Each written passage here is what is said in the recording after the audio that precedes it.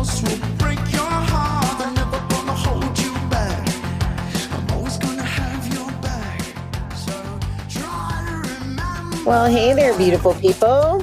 Happy reading day of October 6th. And I say that because I'm going to be fully transparent with you.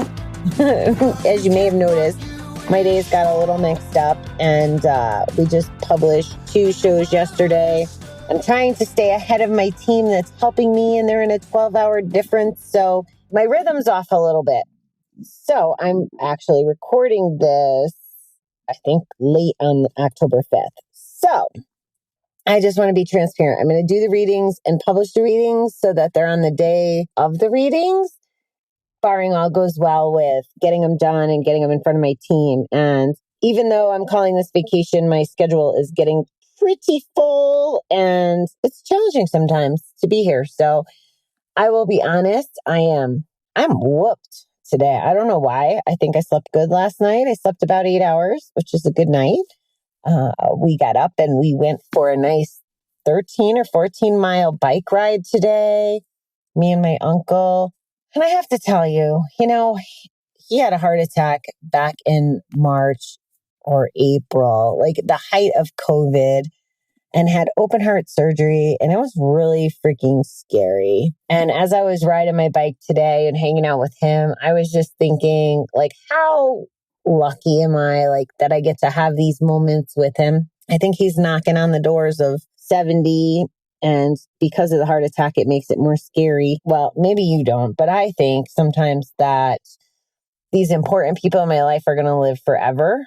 And I have to be realistic and just take notice when I'm being present in the company of these people that are important to me. And it's not just the people who are, almost 70. It's anybody at any time, especially in the world that we're living in today. So I want to share that message with you first and foremost. Like, hug the ones you love, guys. Appreciate every moment. Am I missing some things that I should probably be doing for work and for personal development right now? Yep, absolutely, 100%.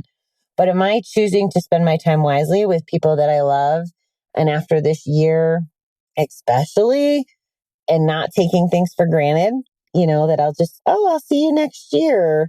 It's not that way all the time, guys. So I'm calling this out, and I hope it helps you pause for a moment and think about who you need to reach out to, or who you need to appreciate, or who you need to hang out with, and just be grateful that we have people to hang out with that we love and we care about. And, this trip is very important to me for that reason.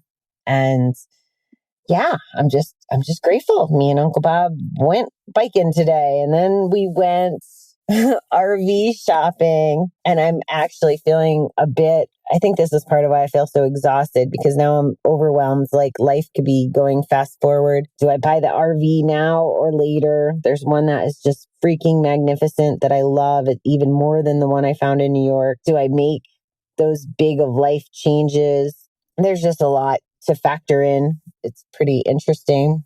The Chiefs are playing right now, so I'm going to probably be short and sweet at this very moment and go in and get jammies on and watch the Chiefs. But it was important to me too that I don't miss publishing on the day that we need to publish. So yeah, so I'm going to chat with you and send this over to my team, and you'll get to hear this on October 6th, the way it should be.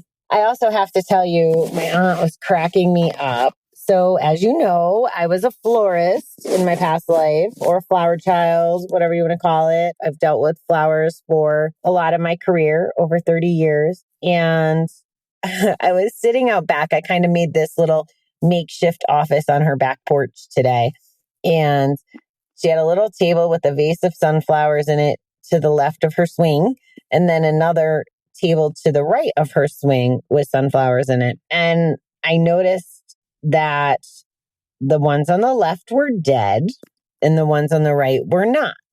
Now, in my defense, there was water in both vases. So tonight I asked her, they're getting ready to go camping. Tonight I asked her, I said, do you want me to throw away those sunflowers? I was like, it's really weird. The ones on the left are doing so good, and the ones on the right, or the ones on the left are dead and need to go to heaven, and the ones on the right are doing very well.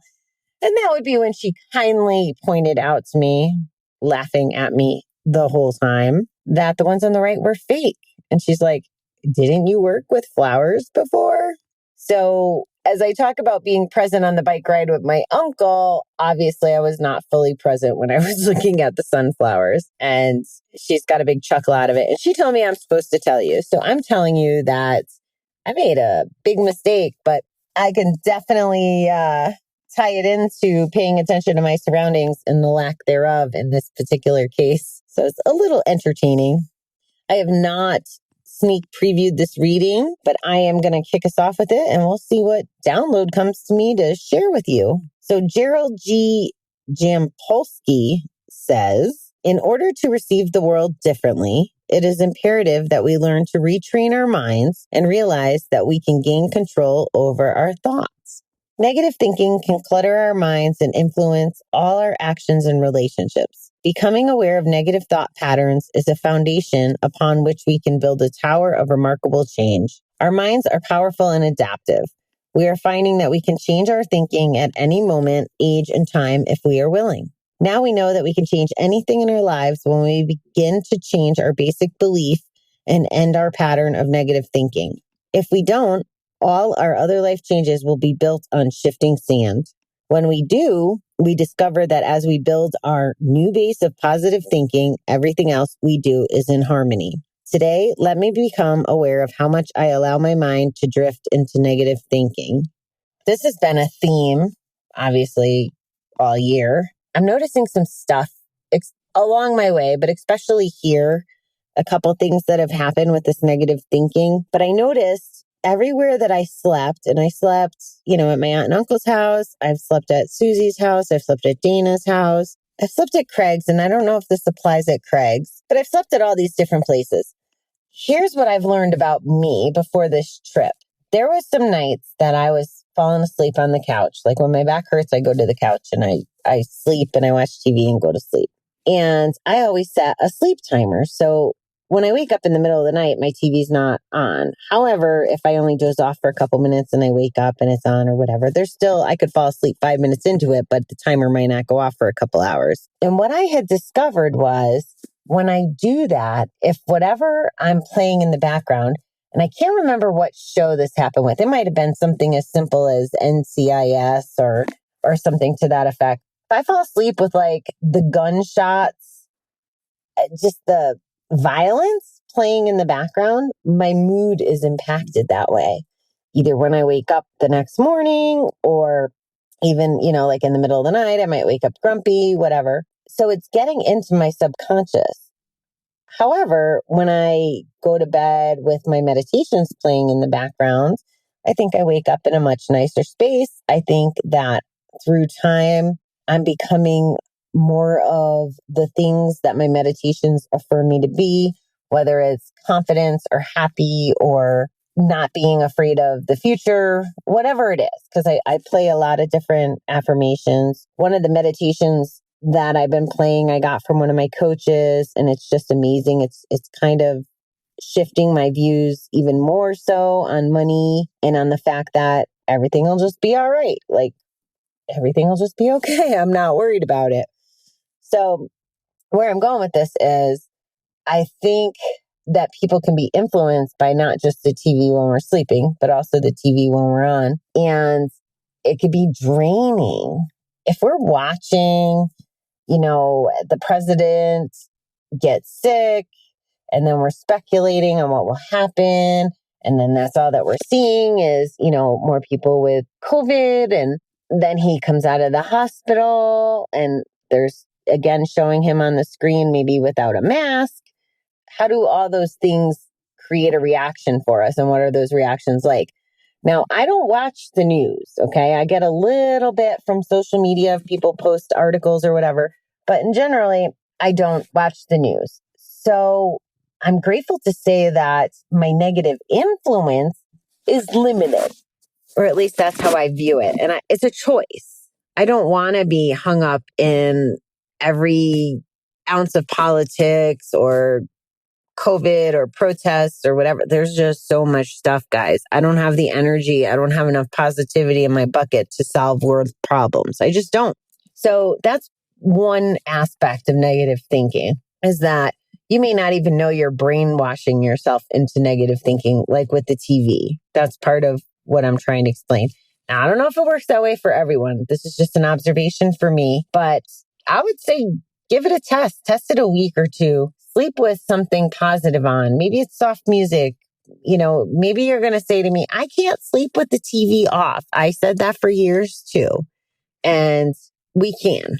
Take some melatonin, give it a whirl, and start changing your life without any effort. And by without any effort, I mean, you have to sleep anyway. You're already going to be in the bed. So why not try to make that experience a positive one to help with the negative thinking?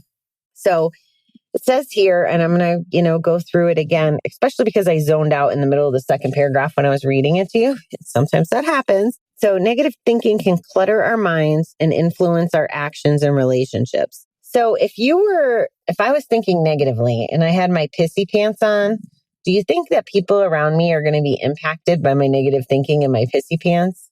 Absolutely, right? I wanted to say you betcha, which would be highly inappropriate. If I was picking up those negative vibes or hanging on to all the angst and misery that's happening right now, it would impact the people around me. And I don't want to do that. I don't want to be bitchy. I want to come from a place of gratitude, like I expressed about being on the bike this morning. I want to feel love and happiness and contentness. I don't want to be stressed out and then passing on that stress to other people so that they can be stressed and worried and all of those things. Our minds are powerful and adaptive. We're finding that we can change our thinking at any moment, age, and time if we are willing. And guys, I'm proof of this. Like, if you ever, and I know I've said this to you, I know I have, but if you ever told me 10 years ago, 20 years ago, 30 years ago, that I would be meditating, that I would be listening to meditations when I'm sleeping, that I wouldn't be drinking alcohol, that I would be not gambling, that I would be being as open-minded. Like, people say things and I kind of make it a game now where I kind of challenge myself to figure out what is the right response. And by that, I mean a right response that I'm not negative, that I'm not argumentative.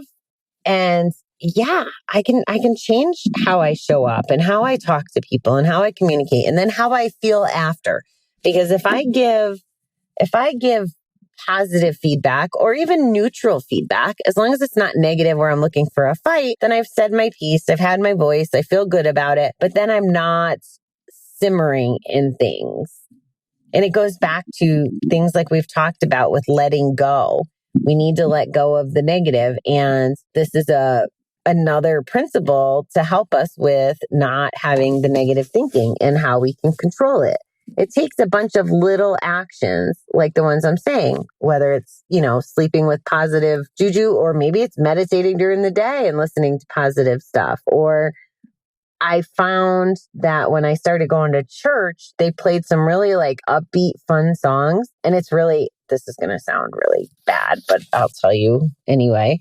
Sometimes you can hear in the songs, it's about relationships with God, I think is how the Christian writers read it. But sometimes this music, if you didn't know or you didn't hear it from church, you might think it applies to your, significant other or your boyfriend or girlfriend or wife or husband or whatever. The music is that uplifting and you may care about people or, find solace in people the same way some people find in God. So maybe to avoid or to change your thinking, maybe it's listening to Christian music radio station. I'm just giving you examples that I haven't given you before. But getting in that upbeat thinking, just think about music anyway.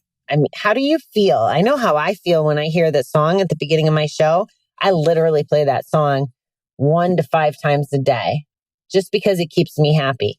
And I visualize it a bunch of different ways. When I was still stressed about the relationship that no longer existed, I would say, I hope you're happy. And I would send love and kindness to him. I hope you're happy. I hope you're okay. Yeah, we didn't work out, but that's okay.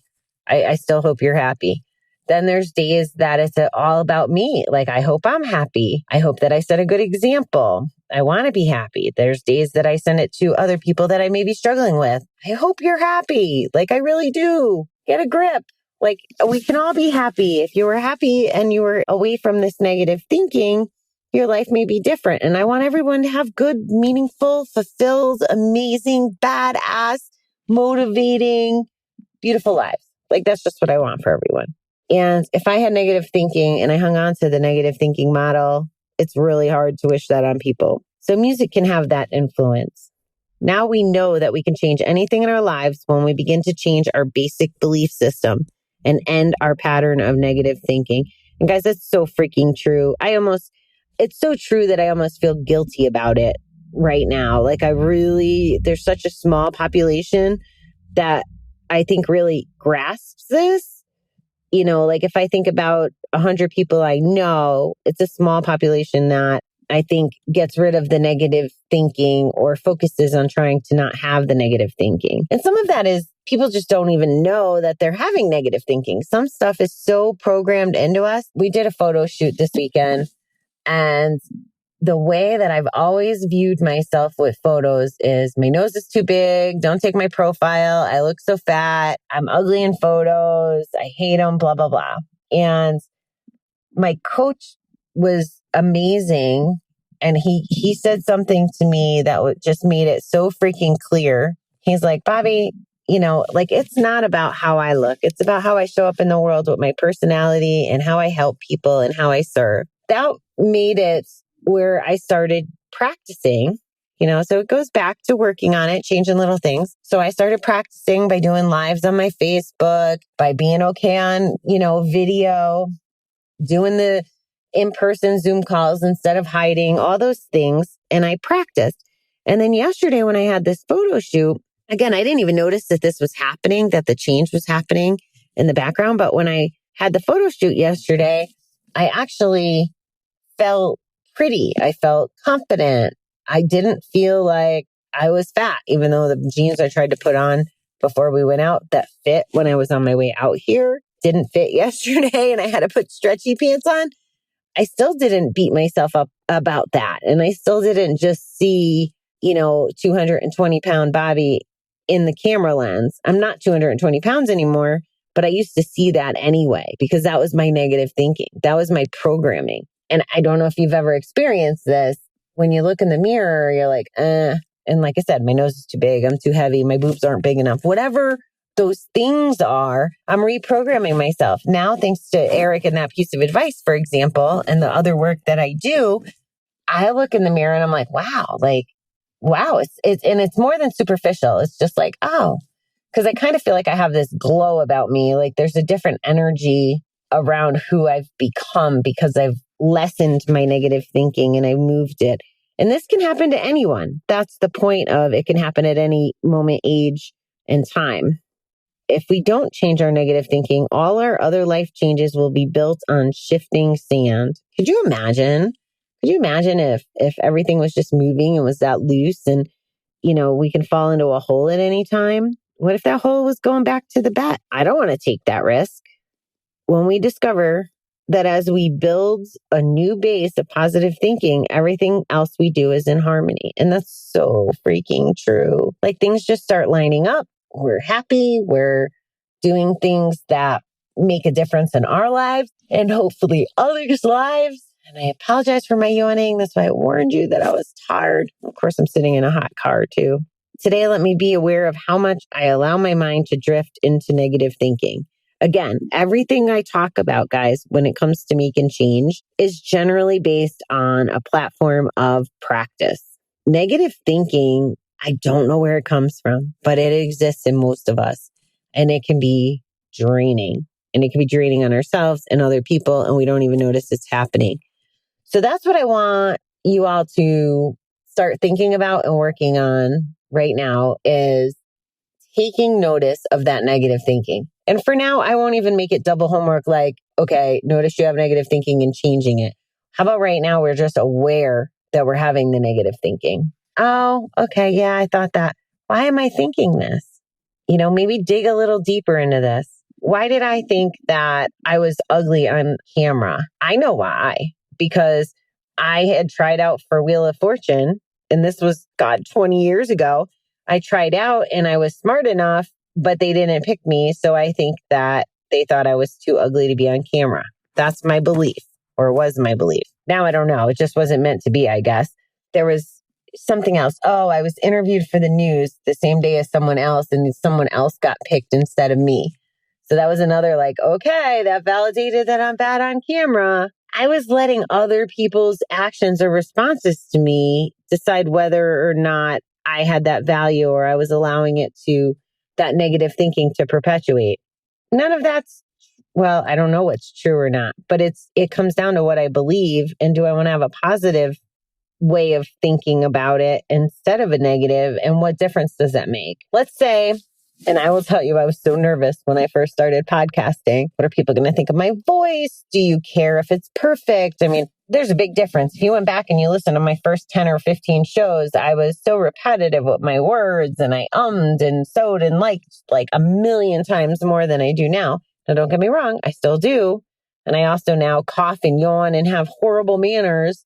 And I go against all the rules that, podcasters who say you need to, edit out the ums and the this and make it full blown perfect to get followers and listeners and all that. If I listen to all of them, I would never have a show. I wouldn't be here.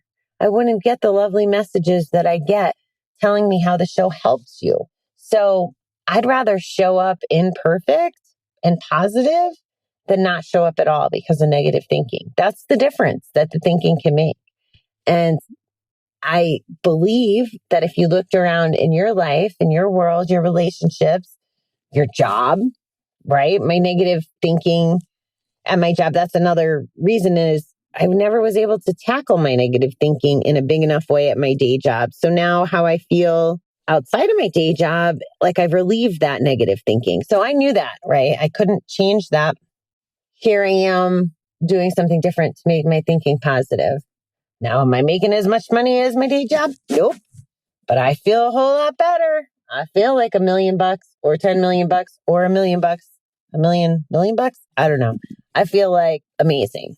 It's not about the money. It's about having that positive frame of mind. I'm excited to get up every morning. I'm excited to know that I'm in control of my own schedule most of the time. I got some people that want me to show up for things. So that makes it a little tricky, but I know that I have the power and I can keep it positive. If I want to start my day with a bike ride and a cinnamon bun like I did this morning, I can. If I want to sleep in an hour later, I can. If I want to get up at 3:00 and start writing, I can. And those are all positive things. And sometimes the positive thinking is more than what's just in our mind. Sometimes this goes back to controlling what we can control and what we can't control, letting go. Again, that hidden serenity prayer in there and all that we do and talk about. So those are my thoughts. You guys know in general how I feel about negative thinking and negativity in general, and how I don't think it helps our quality of life. So this was just a friendly reminder coming to you from Firestone, Colorado. Anyway, that's what I got for you guys for October 6th. I am forgetting to tell you a couple things I know, and I can't think of them right now. So I guess you might hear them on October 7th. So I hope you're having a wonderful week so far, beautiful people. You take care, and I'll check in soon.